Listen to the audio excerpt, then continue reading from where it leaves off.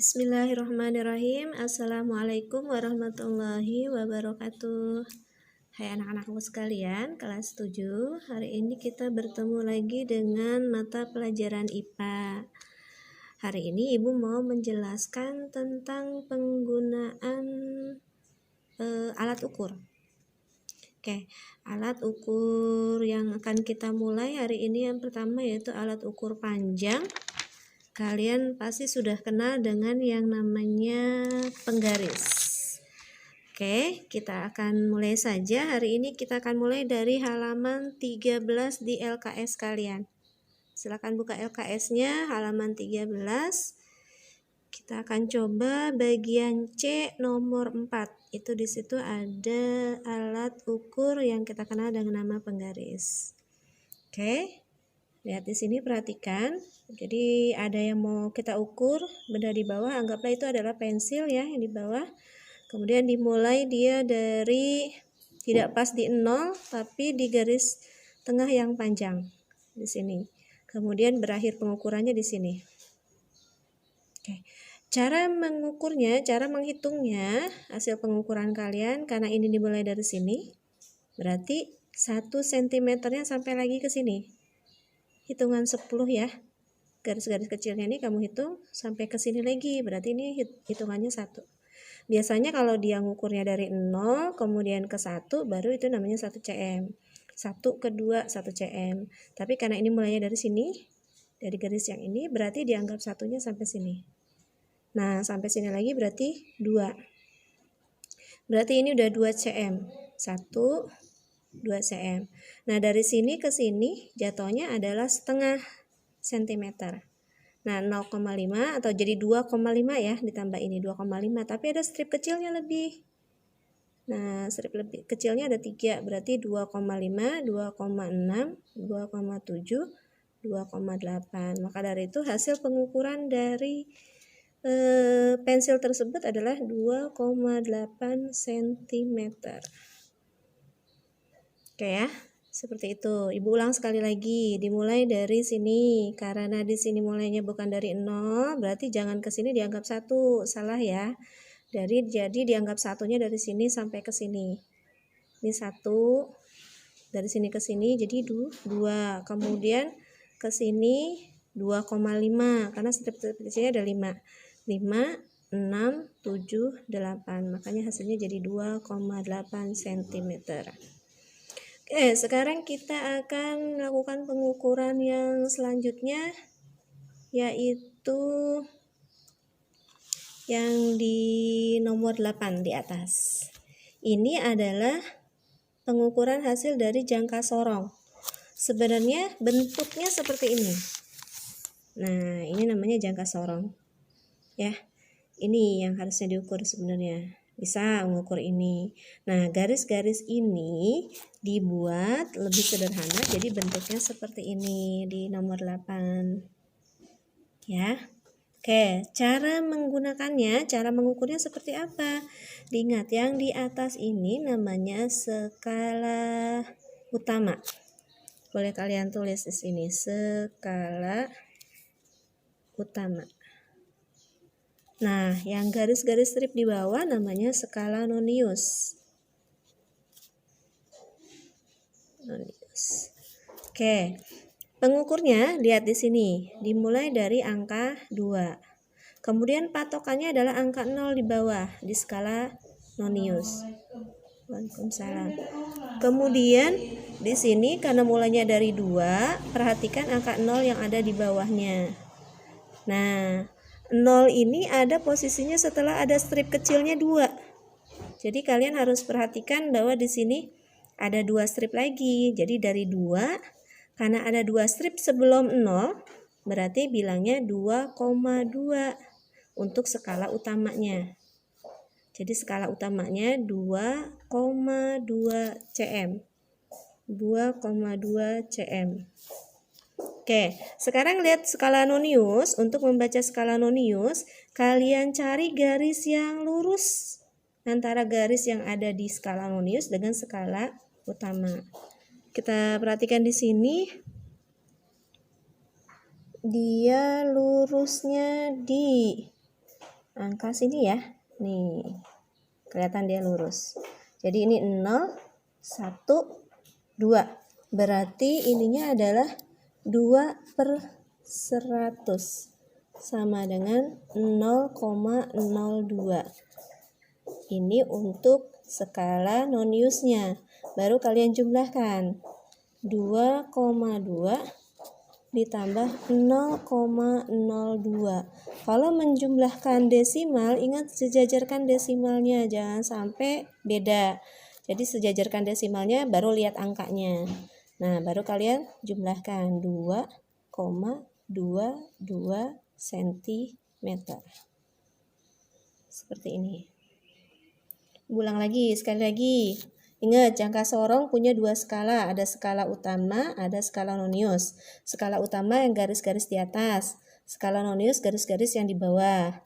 Nah, kemudian, karena ini dimulai dari angka 2, berarti udah pasti depannya angka 2. Kalau di sini 0, berarti 0. Kalau di sininya 1, sini 1, ya berarti depannya 1.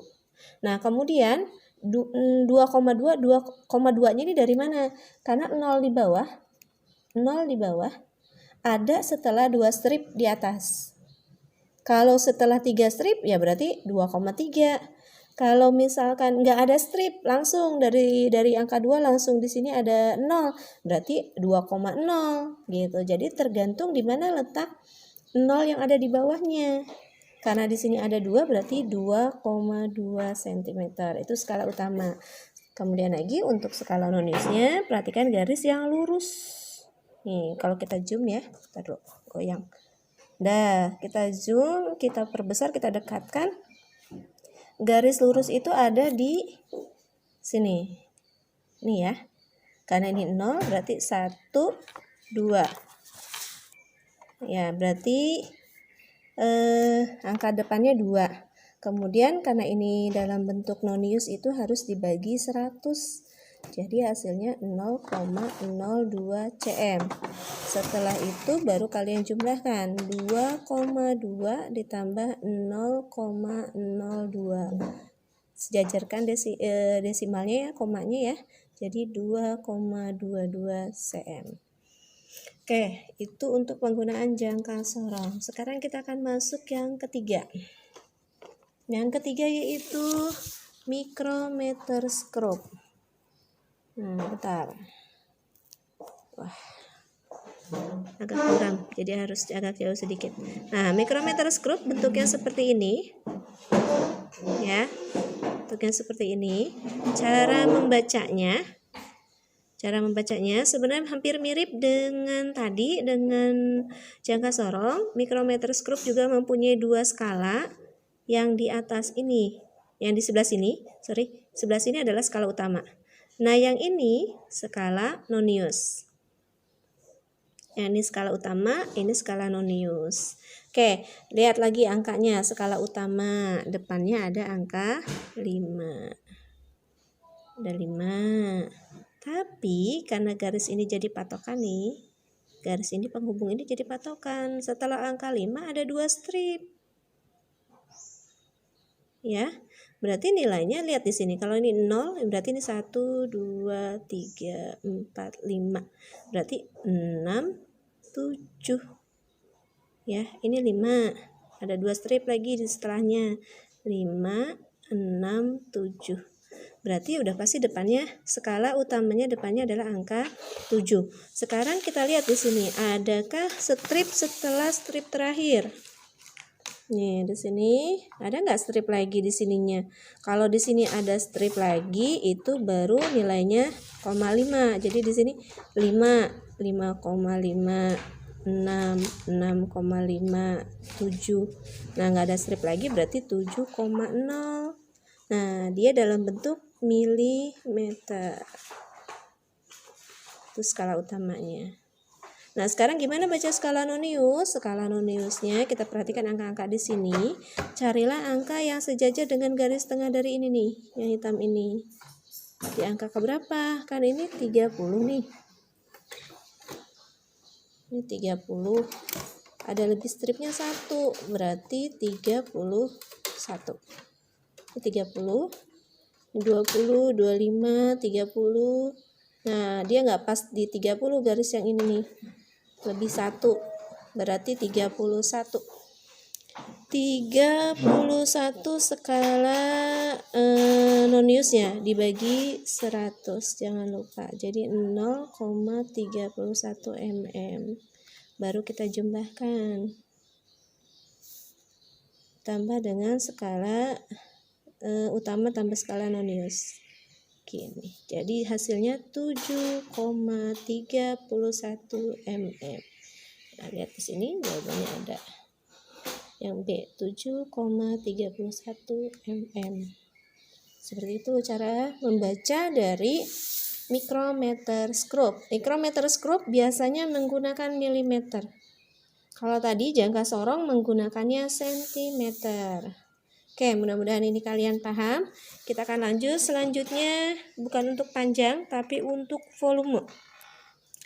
Jadi di sini volume mengukur benda yang volumenya mengukur benda yang sisi depannya itu tidak rata. Jadi kalau kalian disuruh mengukur misalkan volume balok atau volume buku ini kan enak tuh, ada panjang, ada lebar, ada tingginya jelas gitu rata. Tapi kalau kita disuruh mengukur batu gimana? Panjangnya mana, lebarnya mana, tingginya mana, kadang malah lebih lagi, bentuknya bermacam-macam. Nah, cara mengukur volume batu yang bentuknya tidak beraturan, kalian bisa menggunakan yang namanya gelas ukur. Ya, caranya ada gelas ukur nih. Biasanya gelas ukur itu di sini akan tertulis misalkan 5 mili, 10 mili, 15 mili atau dan seterusnya. Itu tergantung dari besar kecilnya gelas ukur tersebut. Kemudian gelas ukur tersebut kamu masukkan air. Misalkan kamu masukkannya di sini sampai 10 mili. Nih ya. Bu, boleh nggak kurang? Boleh, terserah, nggak apa-apa. Yang pasti pas di miliknya ya, jangan di tengah-tengah, nanti kalian bingung sendiri. Misalkan mau ngisinya 7 mili, nggak apa-apa. Mau ngisinya 5 mili, nggak masalah. Yang penting kamu ingat awalnya sebelum diletakkan batu atau benda yang mau kita ukur, kita ingat dulu tadi berapa mili kita masukkan airnya.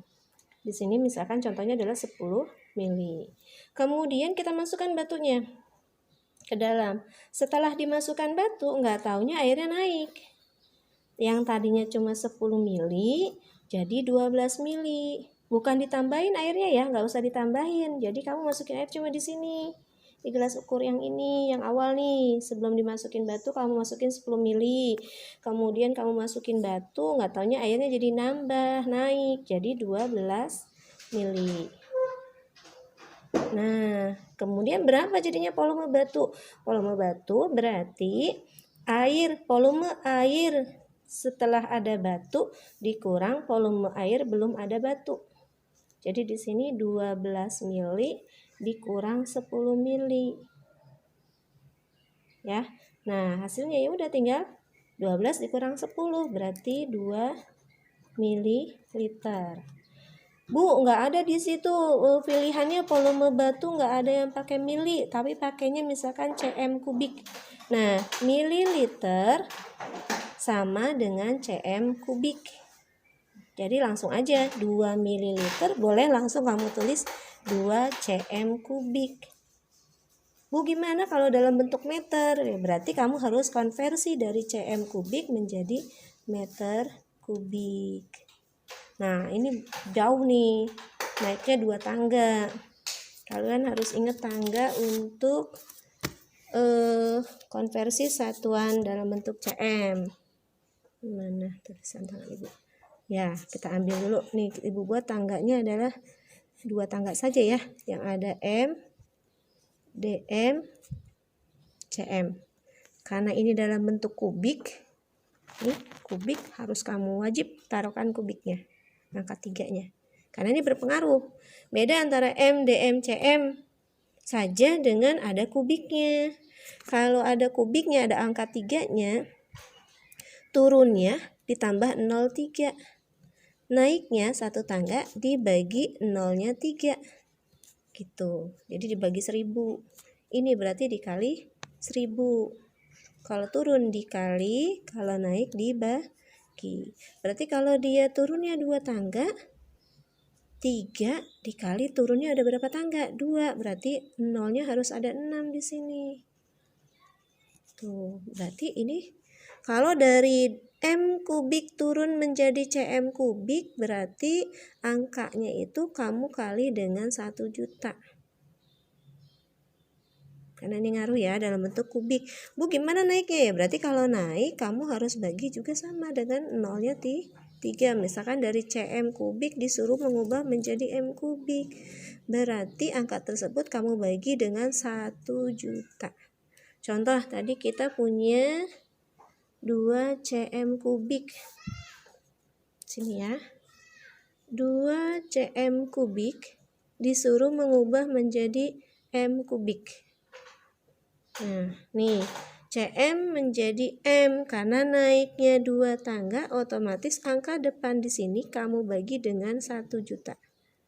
Dibagi 1 juta. Tuh. Nah, hasilnya jadi berapa? Ingat kita bagi dulu, 2 dibagi 1. Nih angka depannya dulu, 2 dibagi 1. Kamu tulis agak jauh di belakang. Sini. Misalkan. Nah, kemudian nolnya ada berapa? 1, 2, 3, 4, 5, 6.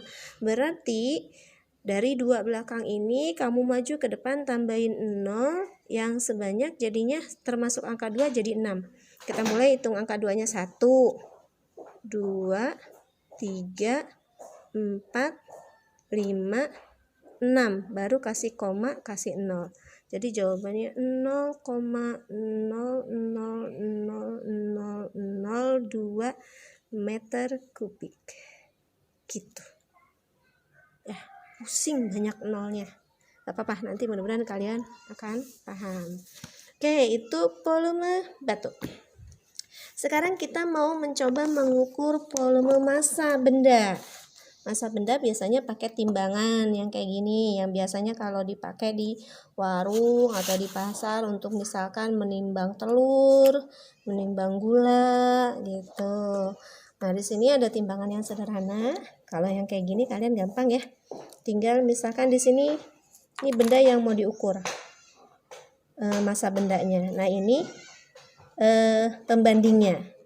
Nah, karena di sini ada yang 1 kilonya 1, kemudian ada 50 gram, dan ada yang 200 gram. Nah, kalian harus menjumlahkan 3 macam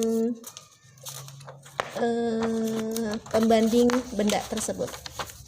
Ya, kita tulis dulu. Di sini ada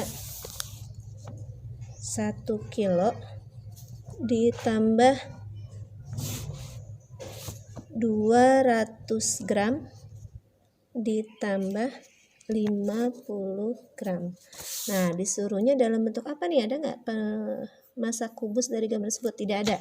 Berarti kita ubah aja menjadi gram biar sama. Nah, 1 kilo, ingat 1 kilo ke gram. Turunnya 3 tangga, KG, HG, DAG, G. 3 tangga berarti karena 3 tangga, sini Ibu buat dulu tangganya. KG, HG, DAG, G. Kilogram, hektogram, dekagram, gram. Nah, dari kilogram ke gram turunnya berarti 1, 2, 3. Karena turunnya 3 berarti dikalinya dengan yang nolnya ada 3. Tinggal tambahin angka 1 depannya. Berarti 1 dikali 1000. Makanya di sini jadi 1000 gram. Tinggal tambahin yang ini 200. 200 ingat dari belakang dulu naruh nolnya ya. Nah, gini. 50 nih gram. 0 ini 5. Baru kalian jumlahkan 0, 5, 2, 1. Jadi di situ hasilnya adalah 1250 gram. Kalian bisa jawab di sini hasilnya adalah 1250 gram. Itu ya, hasil pengukuran dari massa benda massa kubus. Oke, sampai sini semoga kalian paham.